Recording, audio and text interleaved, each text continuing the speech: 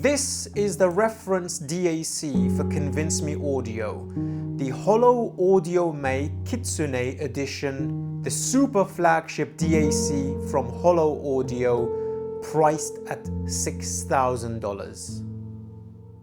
18 months of testing, the foundation of the reference system for CMA, and having gone through well over 2,500 hours of usage and break-in, finally the review is here. I'm Koji CO, this is the HoloAudio May, let's talk.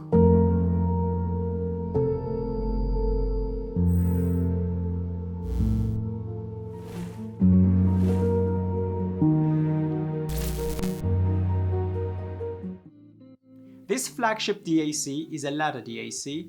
It sits above the Spring 3 and Spring 2 that we reviewed here.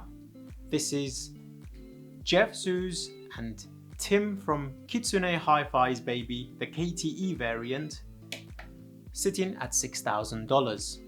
The unit has been separated into two chassis, the PSU, the top unit, and the ladder part of the unit underneath. And it comes with some accessories which we will look into now. First and foremost, I would like to extend a massive thank you to Tim from Kitsune Hi-Fi, Jeff Zhu and Mimic Audio for arranging the delivery of this unit. This unit was purchased with my own money. I've not been asked to say anything, obviously. All of the thoughts, comparisons and feelings are my own, and which I will share with you in this review. The accessories you get with the HoloAudio May KTE is this single milled aluminium remote control with copper buttons that controls the inputs etc. of the May. Second of all, you get this DC link cable which connects the PSU power supply with the ladder part of the unit via these LEMO connectors. It's a very sturdy cable, very stiff. Doesn't have horrible kinks and stuff in it, but it does keep its shape. And it's very durable as well. I use this Velcro strap to make sure that it stays perfectly straight like that. It's about 60 centimeters, so you can separate these dual chassis, separating the power supply to put on either side or underneath in a rack, etc. Taking a quick tour around the unit, this is the power supply. It's made of this sheet of black brushed aluminium with these beautiful copper sides, and the unit underneath obviously is the same construction, copper buttons, beautiful display in the middle. All of the digital inputs and analog outputs are at the back, which we will look at momentarily, and the unit weighs 20 kilograms, so I highly recommend a very sturdy desk or a very strong rack. Because if you have a Serene Pre, for example, or a Bliss, you're going to total roughly 30 to 40 kilograms, and you're going to need something very sturdy for that. First and foremost, let's look at the PSU, the power supply. Nothing on the front. On the rear of the unit, we have a cutoff AC switch, then a kettle cable AC input, obviously, and the DC LEMO connection right in the middle of the chassis. Due to the fact that this is the KTE variant, the power supply inside the unit is an O-type flat wire transformer that's hand wound. This is more of the premium style of power supplies that's time consuming and very difficult to construct. It's more expensive. All the wiring is silver. Dual mono separation inside the chassis. I wish I could open it up for you, but that will void the warranty, unfortunately, so check on that. Filtering galore, and also HoloAudio have made sure to constrain the magnetic field around the O-type transformer. So I'm going to dispense with this one. A couple of notable mentions. Inside the PSU, you can change the voltage for the region you're residing in. From the factory, obviously when you purchase it, it will be set correctly to Europe, United States, etc. But if you have purchased one of these, like on the used market, etc., you can actually make sure that the voltage is correct for your region. So please do so. This is the ladder part of the unit. Most of the time, this will sit on top of the PSU if you just have the DAC on your desk. But like I mentioned earlier, if you have the Bliss or the Serene, you want to arrange them like this. The ladder part of the DAC with this Kitsune Hi-Fi Fox on top, underneath, then the PSU, then Bliss or Serene, like I have done here. The reason why mine has all four stacked on top of each other, do not do this, is strictly for the video, so you see what it looks like as a stack. Because all of these units are full Class A. The May draws 50 watts of power, the Bliss 60 watts, the Serene 60 watts. It gets very toasty. They need air, especially if you're in a warm climate. So be careful. Either put it on a rack or do not put the ladder and the Bliss on top of each other, or the ladder and Serene. Make sure the PSU of the May is always in the middle. It runs very cool. First and foremost, on the front of the unit, we have the standby button. This does not shut down all the components. It just disengages the Class A output stage. But due to temperature regulation, etc., most of the boards will stay on, so you're not really saving any power. Leave it. I haven't touched it in the last year, and this unit has never been unplugged or switched off. In the middle, we have a rectangle display. On this display, you usually get the sample rate, input, upsampling rate, etc. All the information basically that you require for the DAC. Then we have four buttons on the right hand side of the unit. They're made of copper. Input, upsampling button, made of copper as well. And this cycles through the upsampling inside the unit, which we will get onto in the functionality section. Then the menu, then a mute button. Let's rotate this unit around. This unit is lighter than its counterpart, obviously, for obvious reasons. This just has some boards inside. All of the digital inputs you see congregate in the middle of the chassis in the rear. We have straddling these digital inputs the XLR balanced out, Class A output stage, and RCA, but we're going to get to that in a minute. First and foremost, let's start with the coax connection. This supports 24-bit 192. Then we have the DC input via this round LEMO connector. Then AES, this inputs 24-bit 192. Then BNC, this couples with the coax, so you can use them both exactly the same, it doesn't make much difference. We have a pair of I2S that straddle the USB and optical. Optical's 24-192, and here's the exciting things.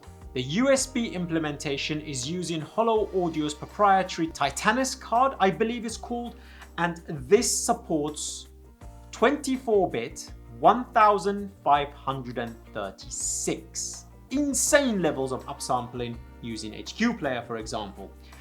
The I2S, we have a pair of them here. They can be via the menu on the front.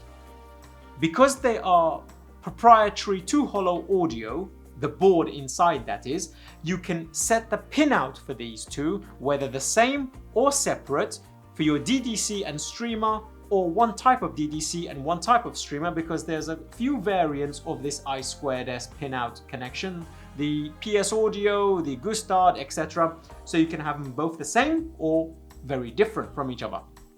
You just basically saw that out from the front. Then, finally, the full Class A output stage. Balanced, XLR and RCA. The RCA outputs 4 volts. The XLRs are hotter, I believe. The output stage on the XLR is 5.7 volts, so it runs a little hot. Be careful with that and check your amplifier input settings, etc., because some of them tend to distort for some reason. Going back to some of these digital inputs, every single one of them is galvanically isolated, which basically means they are immune to electric noise from your horrible gaming PC, your Mac, etc. Have no worry, you can plug anything into these and you get fantastic performance. Including the USB, obviously, that's galvanically isolated. And with that, let's spin the unit back around. So, let's look at some of the specifications. As you can see scrolling down on screen here, some of the specifications of this unit is what has made it so notorious and has made it shoulder its way into the forefront of ladder DAC tech implementation. It's absolutely insane. Dynamic range is at 140 dB. This is crazy levels. Some of the specification on this thing is insane. Genuinely, using PLL and the internal clock on this is so good that no matter how noisy your systems might be or whatever source you're using, that drops the jitter down below 170 dB. But, and there is an asterisk here, in my testing, not because of noise, but performance level has been slightly different using an external DDC like the Holo Red back there, or the Aqua Streamer, or some of the others that have come through here. So that's a fascinating discussion we're going to have in the equipment pairing section, etc. That's the HoloAudio May and some of the specification. Some of the software is very simplistic on this thing. Obviously, you just cycle through the USB optical coax I2S connections through this button, and this other button is the upsampling button.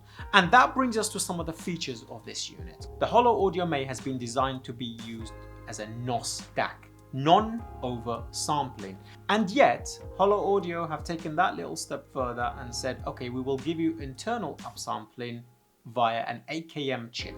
Upsampling everything to PCM with this button, to DSD, and back down to NOS again.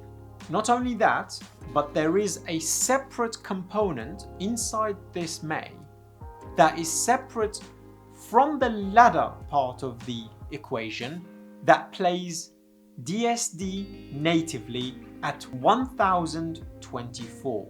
DSD enthusiasts, you don't need to get another DAC. The May will play it natively. I have the Rockne Wavedream there. That upsamples and converts to PCM and uses the ladder boards. This doesn't.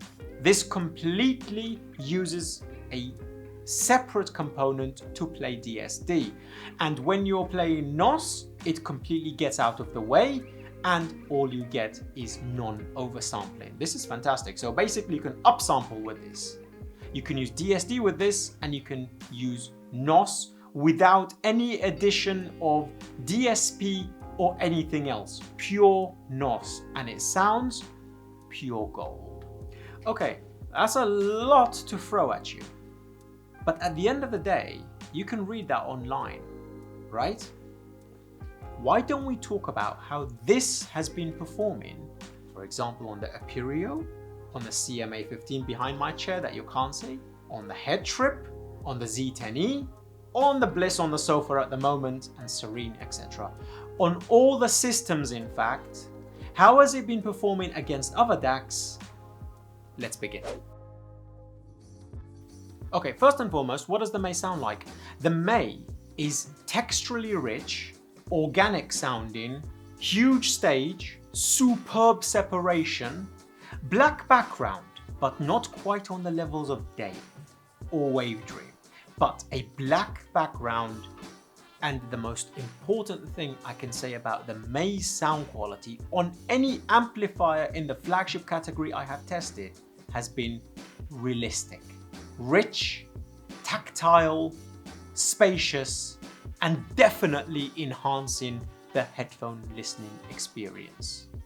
I went from the Spring 2 Extreme Edition, which was quite a different sound for HoloAudio. This is more neutral, with a touch of warmth. There's no analytical sound characteristics to be had here. Every element of sound can be highlighted and seen. Edge of attack, incisiveness, is a little softer than electronic music, for example, would require in the NOS mode. But real instruments, guitars, drum skins, cellos, a non-convoluted stage, even using something like Hans Zimmer's Pirates of the Caribbean Live, where there are 50 instruments on stage. The HoloAudio May is the highest jump you're going to make from the usual top-in and SMSL DAC territory that you're going to get in audio before you go from the HoloAudio May to the crazy stuff in the 20,000 category. This is the first big leap. This is the first giant step for man. This is where the true difference happens. This is where you realize that you are taking your audio experience to another level. And the difference between here and the next step up, I've got the Wavedream over there, is far smaller than this from a top-in, a 90, etc. I mean, it should be, even though that price does not always create that factor, right? This is 6 times the price of those, maybe 10 times the price of those. But incidentally, this is 1/5 of the price of some of the other DACs out there, like Rossini from DCS, like Bartok, like some of the other craziness that seems to be making a name for themselves in the market more and more, separating themselves from the 2-channel world and back down to where we are with headphones, because headphones are just getting that freaking great. Like I mentioned earlier, using real instruments in a real band with no electronic music, like 2 cellos.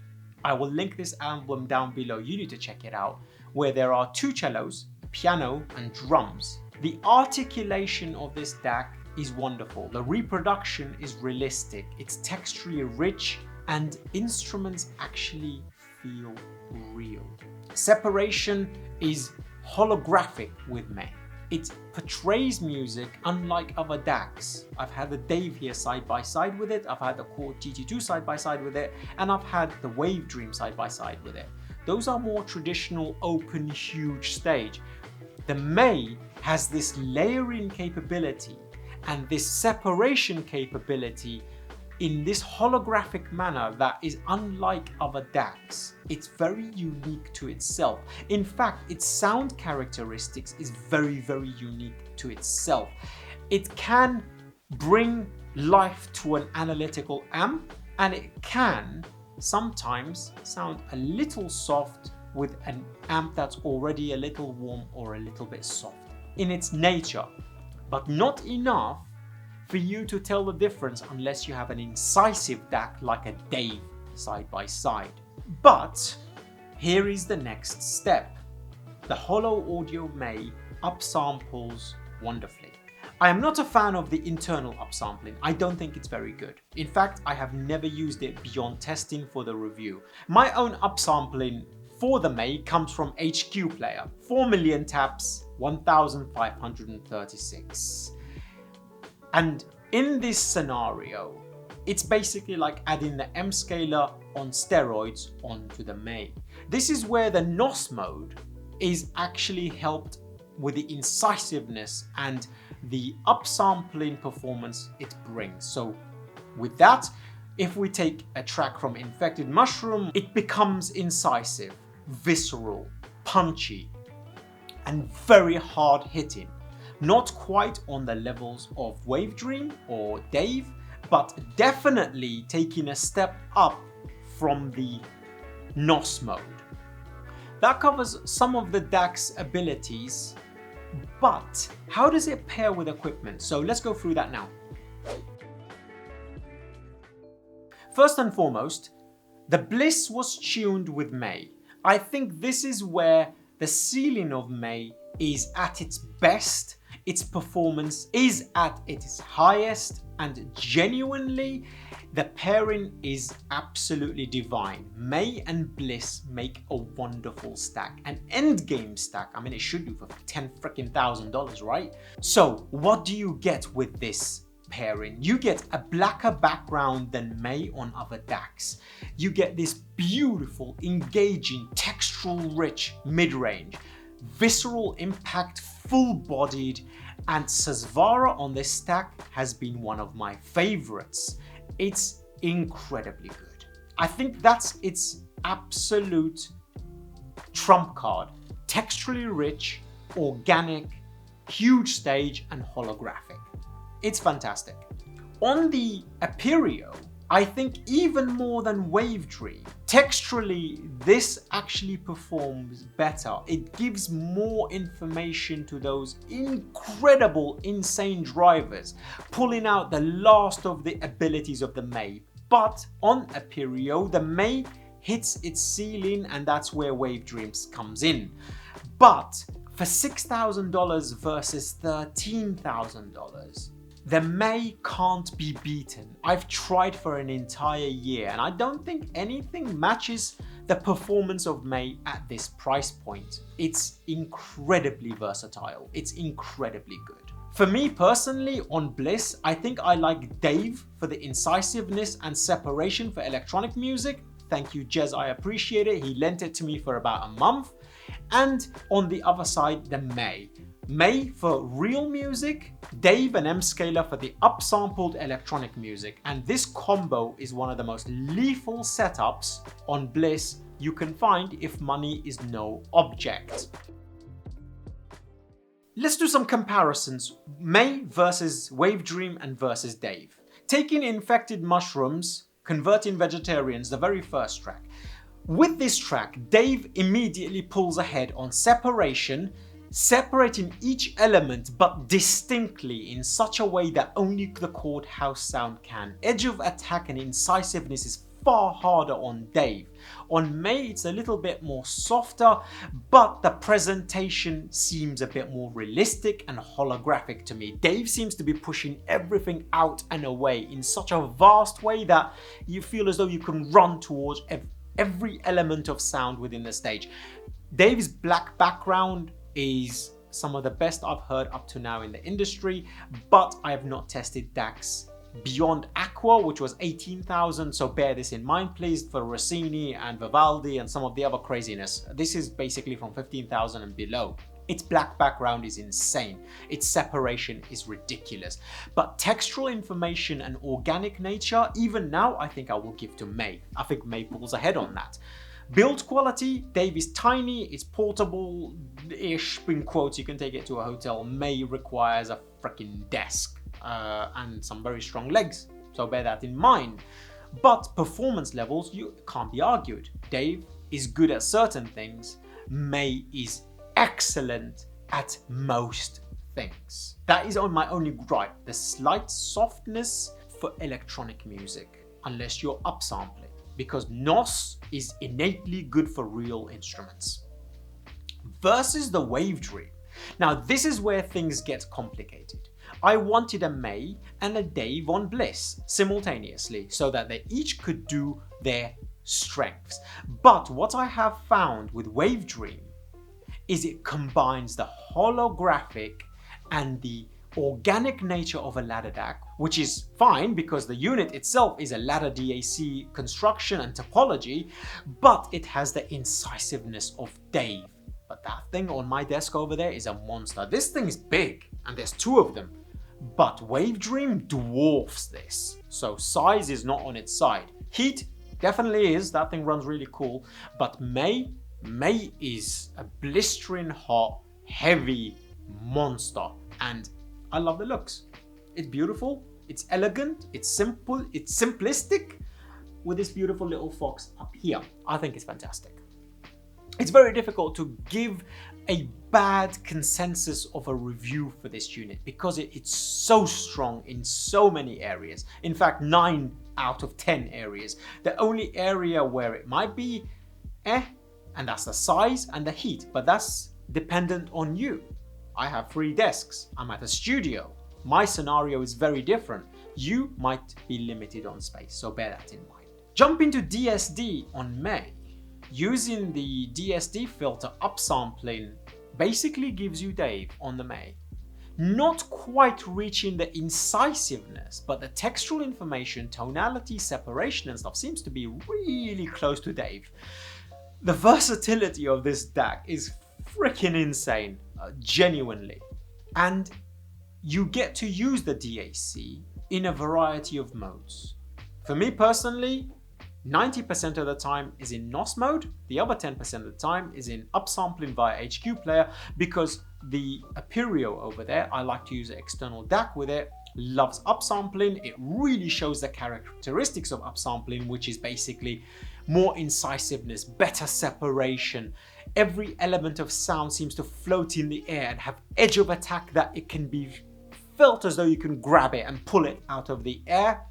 And for electronic music, it's kind of essential in my opinion. Okay, let's talk about some of the negatives of the May and put it in the caveat section. Weight, that depends on your desk, is 20 kilograms, very heavy. Hot, in summertime, this thing's like a little oven. I mean, if you've got Bliss on top of it, you're literally kind of feeling the heat like this coming off of this stack. It's a warm beast. You can keep your coffee warm on it. Price to performance ratio is actually exceptional.